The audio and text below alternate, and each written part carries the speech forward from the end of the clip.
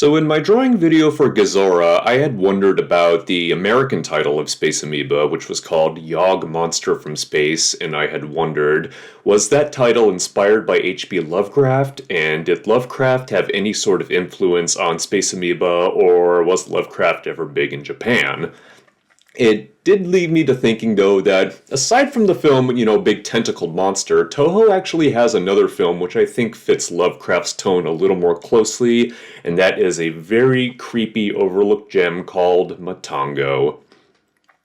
Now, what I'm going to say is a lot of speculation on my part. I've never actually read any sort of record or statement that said that Matango was inspired by Lovecraft in any way, but there are some passing similarities to some of Lovecraft's stories.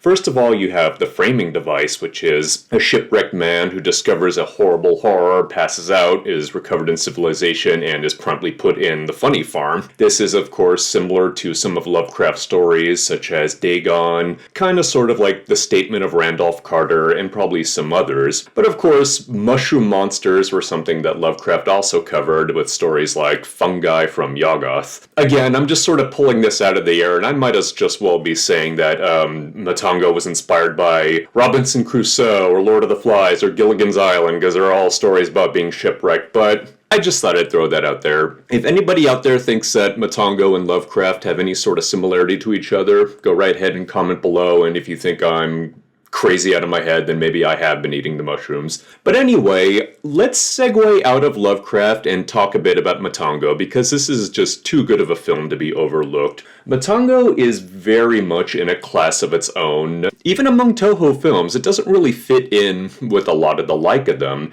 It's definitely not a kaiju movie, and even calling it a kaijin movie, which is similar to some of the man-made monster-sized films such as The Human Vapor or The H-Man, it doesn't even really fit in with those either, because those films were pure science fiction, and Matango is really something else entirely. Is Matango sci-fi? Yeah, you could call it that. You could call it horror, you could call it fantasy, you could call it just brand of horror called weird horror that, again, Lovecraft specialized in. It's a little bit of all of those things and a little bit of something of itself too, which is, I guess, the reason why it's become kind of a cult classic. We are drawing, of course, one of the mushroom monsters today. What do I think of the mushroom monsters? They're not bad. They're not bad at all. They're effective for how briefly they are seen in the film. One of the things I could say about them is it's a little similar to the recent video I did when I was talking about the alligator people, which also has a man transitioning to a monster, and that sort of intermediary stage is a lot creepier than the final result, which is a big rubber monster. The creepiest stuff in Matango, for me, is not the big hooting and hollering mushroom monsters at the end. It's when the people are in the process of losing their minds and getting covered with fungi. Kumi Mitsuno, I love the hell out of her, and of course, seeing her beauty being overtaken by mushrooms is a very unsettling sight. You have that very strange encounter with, I can only assume it's a ghost that appears on the ship, and that is a ghost or a zombie of a sailor who is in the process of just being completely overtaken by these mushrooms, and it's very, very eerie, along with seeing a lot of our cast just going cuckoo out of their minds when the mushrooms take them over. It's very unnerving, it's very unsettling, and I think a lot of that stuff is creepy as well. I'm not belittling the mushrooms, of course. The mushroom monsters, the Matango themselves, are very well done, and I think a lot of their eeriness actually comes from their spooky sound effects. They have that insane laughter that was so good it would be used several times in Tsuburaya shows like Ultra Q and Ultraman. Some of the various giggles that you hear would be used for Lily the Ghost Child and the Keemer Being, and of course the most famous of them is the Balton laugh, which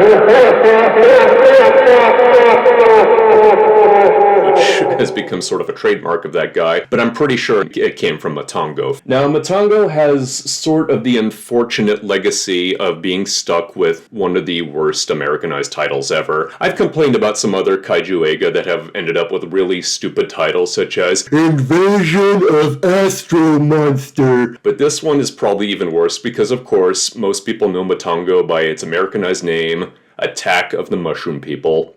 which is a title so stupid that it served as the main inspiration for Attack of the Killer Tomatoes. That's not a joke either, that really is true. And being stuck with a name like that basically doomed Matango to just Z-list status here in America. And that's really unfair, because if you could take any prestigious film, if you took The Seventh Seal and called it Revenge of the Pasty-Faced Cape Guy, it's not going to be taken serious either, and that really was a big slight against this film to slap it with such a stupid title like that. I think most people who know Matango now know that what they're getting from it is just a very unique, very creepy as hell story. And whether or not you see connections with other Japanese horror films, whether you see connections with Lovecraft, whether you see connections with any time you were eating some mushroom that you shouldn't have and saw something truly terrible, please don't actually do that. I don't want to be held responsible. Whatever it is, Matango is pure nightmare fuel. It is a very well done story with very well done performances. Thank you very much for watching. Don't pick the mushrooms off your pizza. Take care, guys. Bye-bye.